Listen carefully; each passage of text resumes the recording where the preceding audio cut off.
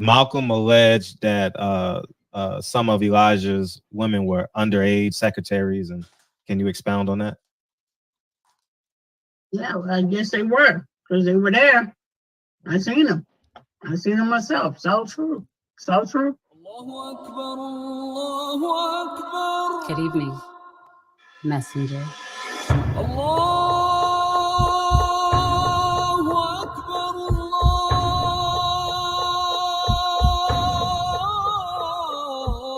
You convinced us that you were the last messenger.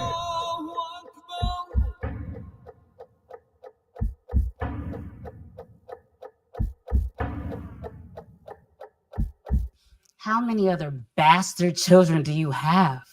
Too many to count. Too many to count. Barbershop conversation, guys. Feel free, hit the subscribe button. Hit the subscribe button. 9 Wives. 9 Wives is out now. Click the link below. May 19th. Ooh, Lord. May 19th. I got an instant classic coming, and you guys are going to thoroughly enjoy it. Checks and Balances. May 19th. Malcolm X's birthday. Let's get it. All right. I just have a question before I get into my monologue, my monolithic. Why do fighters have blind faith in Al Heyman?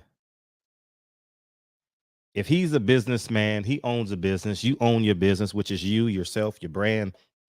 Why do you have blind faith? And there's a lot of fighters out there that's never met Al Heyman that has blind faith in him. They've never talked to him. They've never spoken with him on the phone. They don't know if he's Republican, Democrat. And Jermell Charlo said something that was very evident, and Jermell Charlo has no idea that he was set up. And what I mean by set up, meaning Al Heyman represents both fighters. And because he represents both fighters, he's going to tell Jermell Charlo, guess what? What he wants to hear. And guess what he's going to tell Brian Castano and his people? What they want to hear. So I think that fighters got to wake up. You got to get representation. And this isn't exclusive to PBC. This is to all promotional companies, whether he's white, whether he's black. Because I know the morality and integrity and honesty changes when they're black and when they're white. You know what I'm saying? So I'll just leave it there. And I just want us to understand, and these fighters to understand that you're a pawn. I don't care how much Jerry Jones loves you. He doesn't love you more than he loves the Dallas Cowboys. You could be Troy Aikman. You could be Emmitt Smith. If he loved Emmitt Smith so much, why did he play for the Arizona Cardinals? All right. If the San Francisco 49ers loved Joe Montana so much, why did he end up with the Kansas City Chiefs? Why did Patrick Ewing end up with the Seattle Supersonics, I believe, right? Somewhere. And he just started moving around. Why did if Philadelphia loved Charles Barkley so much, why did he go to Phoenix? Why did the Bulls break up? They would have won a handful more championships.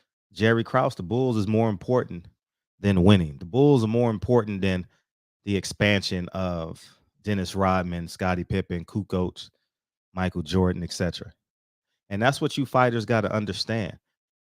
Al Heyman may love you, he may be loyal. And let's put a white man in there so y'all can be cool, because Eddie Hearn is the cool white dude right now. You think he loves you. Devin Haney says earn with Hearn, but he doesn't love you more than he loves Matchroom. He doesn't love you more than he loves his deal with DAZN. Al Heyman doesn't love you more than he loves his deal with Showtime. Black Fight Fan says something a few years back, and he says the business of boxing is staying in the business of boxing. And guess who repeated that in my interview? Samson, who is the promoter of Fundora, David Benavidez, Fortuna, and the list goes on and on. But I want to share this. I want you guys to see this. And Jermell Charlo, you've been bamboozled and hoodwinked and didn't even know it. That's the sad part about it. He doesn't even know. He doesn't even know he was hoodwinked and bamboozled. He called Al Heyman loyal. Whatever I want, he gets from me. Yeah. And whatever Brian Castano wants, he gets for him. He probably told you, oh, we could save you some money in this camp. Okay. And he told Brian Castano, oh, don't worry about testing. You get it? Or whatever. So, anyways, I'm gonna play what he said, but look at PBC's roster. And so you guys know this. I want you to know when this is updated. See, this is updated recently because guess what? This was just updated as of this morning because yesterday they had Earl Spence up there. Now they have Calvin Ford because he's going to be on the PBC podcast. So just so you know, that this was updated yesterday. All right, and let's go to the fighters. Let's go to the fighters, and let's go to the list. All right, you see the Charlo brothers, you see Brian Castano, you see the Charlo brothers. Now I'm going to play this clip. And you guys need to listen. Shout out to Made Man, Brian Custard, and everybody else. Listen to this. 17, 2021, we only drug tested one time. And that was before I asked, I asked one of Al Heyman's advisors, people that represent Al Heyman. I say, hey, why aren't we being drug tested this whole camp? The whole camp, nobody came. You know what they told me? They said, hey, Charlo, you were supposed to request for that a month ago. Never have I requested for a drug test. And I got this. Never. Shout out to Made Man for that edit, and Brian Custard with the interview. Do you guys now look at the roster? Brian Castano's on the roster. Jermell Charlo, Jamal Charlo. Do you guys understand what's going on in the sport of boxing? Y'all think boxing is about Al Heyman, the black man. Well, Al Heyman, the black man, just let Brian Castano go into the ring without being drug tested. And guess what? He controls all that because who pays? It's all about who pays. Y'all keep on falling into the line. Oh, this entity. The WBA doesn't get a sanctioned fight, or the WBC doesn't get a title eliminator if the network via Al Heyman, the network via Eddie Hearn doesn't fit the bill. It's really, really simple. You guys gonna see it in Canelo. Oh, they said it's not a title fight, but watch these sanctioning fees. They want those sanctioning fees though. You best believe that. You know what I'm saying? So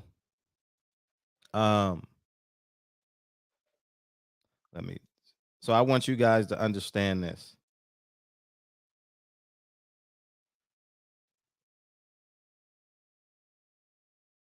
I genuinely want you guys to understand that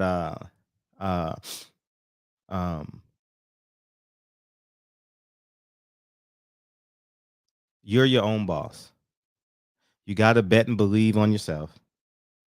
You got to do what's best for you. And if you don't, as Malcolm X say, the chickens will come home to roost. And it's that's just the reality. Jermell Charlo, you're a pawn. Brian Castano, you're a pawn. And the list and the hits just keep coming. Al Heyman, he's gonna stay in business after you retire. He may give you a $50,000 parting gift. He may give you a job. But at the end of the day, he ain't gonna pay you off to the day you die. Good business is good business, but he's gonna self-preservation is the laws of the land. And this isn't exclusive to Al. Bob will do the same thing. Eddie Hearn will do the same thing. Frank Warren will do the same thing. But I got to keep on hammering this nail because somehow, some way, you think these men in suits are biased towards their ethnicity. They're not. I don't see no Jews fighting on Top Rank. Right? Eddie Hearn wanted to become famous and become a great promoter, so he came to America. You know what he thought? His English men couldn't do it. His English men and women wasn't good enough. So he came over here and got Devin Haney and so on and so forth. And the fact that y'all men who claim to be bosses, who claim to be tough, are sitting there waiting on Al Heyman, Bob Arum to give you a fight date. Go create your fight date. Go create your buzz. You're sitting there waiting to get set up.